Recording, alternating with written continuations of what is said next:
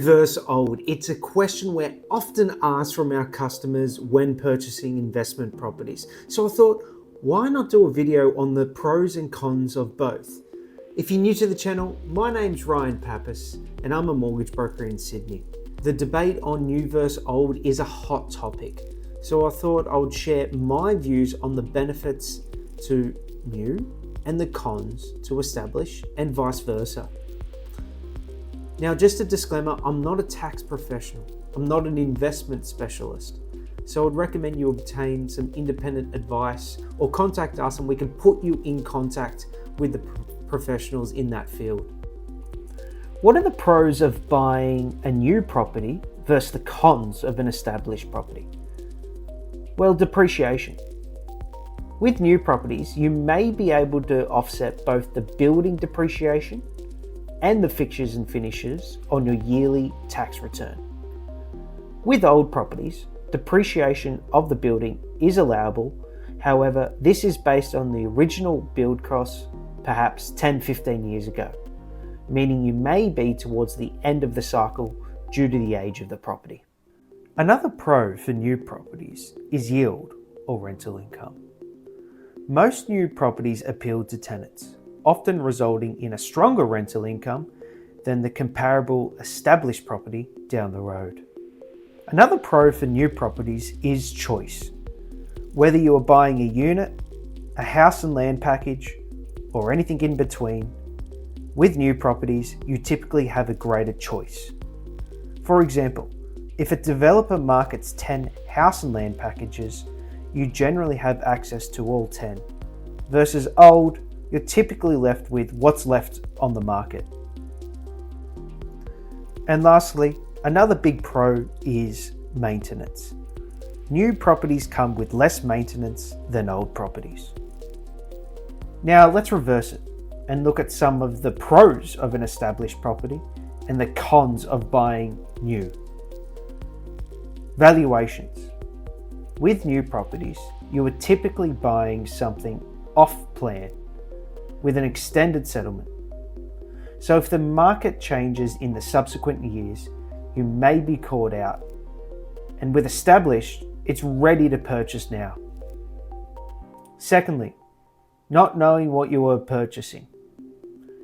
When purchasing new properties, you are often buying off some drawings that an architect completed. With established, you can see it. Thirdly, you are typically paying a premium for a new property versus an established property. And lastly, history. With an established property, you know the history of the property versus new.